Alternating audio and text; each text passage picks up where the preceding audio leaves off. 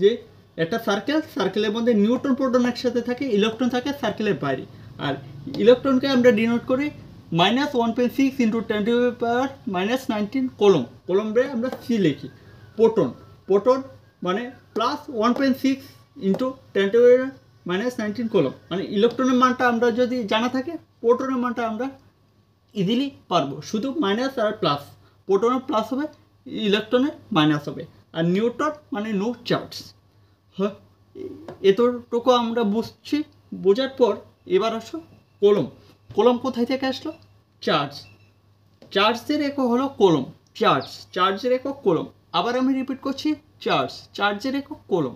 C মানে C, সবসময় মনে রাখবে সি।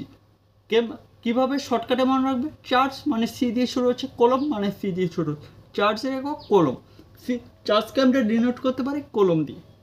ঠিক আছে, এ দুটোকে আমাদের হলো।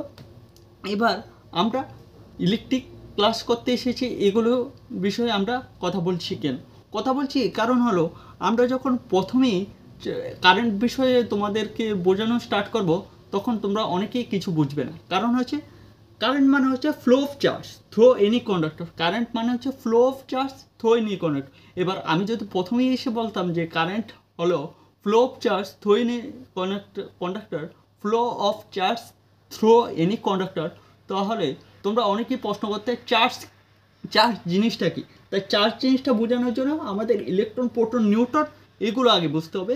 তারপর আমরা আসবো কারেন্টে। কারেন্ট মানে কি? Flow of charge through any conductor. Conductor মানে কি? কন্ডাক্টর মানে হলো যে কোনো বস্তু মানে বস্তু বলতে বুঝে যেমন যেগুলো দিয়ে কারেন্ট প্রবাহিত হয়, কারেন্ট চলাচল করতে পারে, থ্রো তাকেই বলে কন্ডাক্টর। যেই সব বস্তু দিয়ে কারেন্ট চলাচল করতে পারে, ইজিলি এক জায়গা থেকে আরেক জায়গায় ফ্লো পাবে যেতে পারে, সেটি বলে কন্ডাক্টর। তাহলে আমরা বুঝলাম যে কারেন্ট হলো flow of charge through any conductor. কন্ডাক্টরের মাধ্যমে যে জিনিসটা ফ্লো হতে পারে, চার্জটা ফ্লো হতে পারে, তাকে বলে কারেন্ট। এবার আসো কারেন্টকে আমরা ডিনোট করতে পারি আই দিয়ে। এটা অনেকেই জানো যারা ইলেকট্রিক্যাল স্টুডেন্ট